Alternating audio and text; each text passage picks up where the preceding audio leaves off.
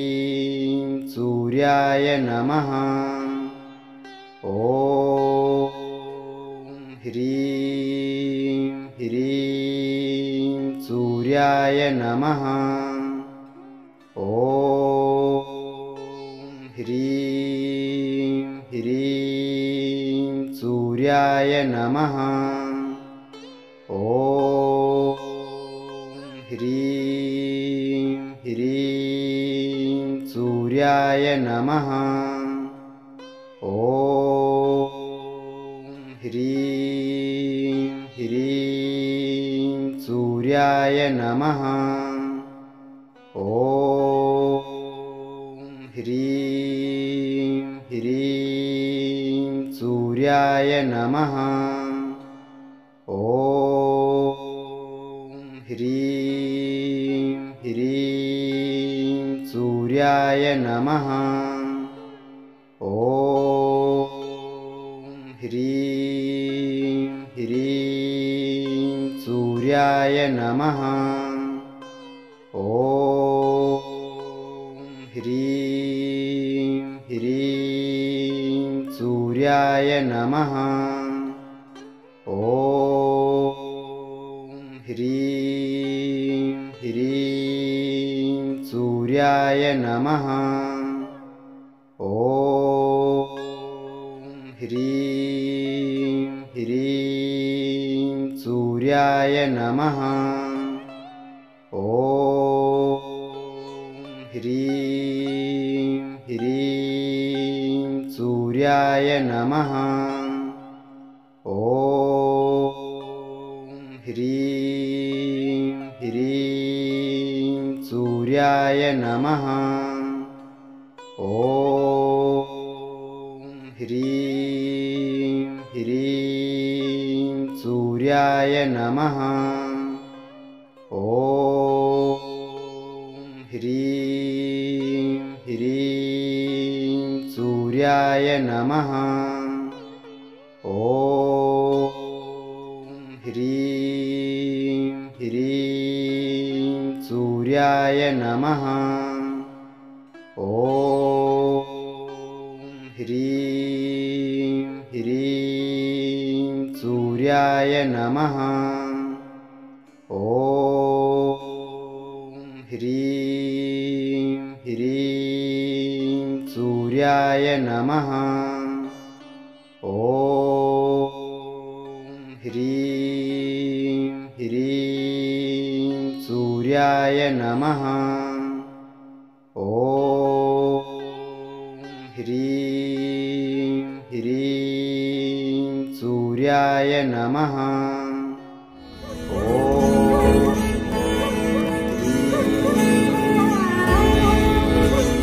सूर्याय नमः।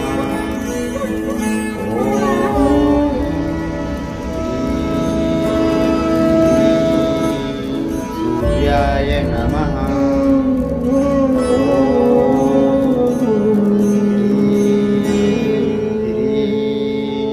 सूर्याय नमः। ॐ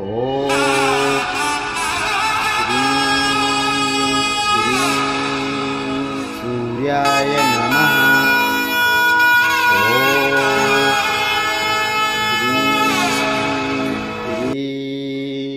सूर्याय नमः। ॐ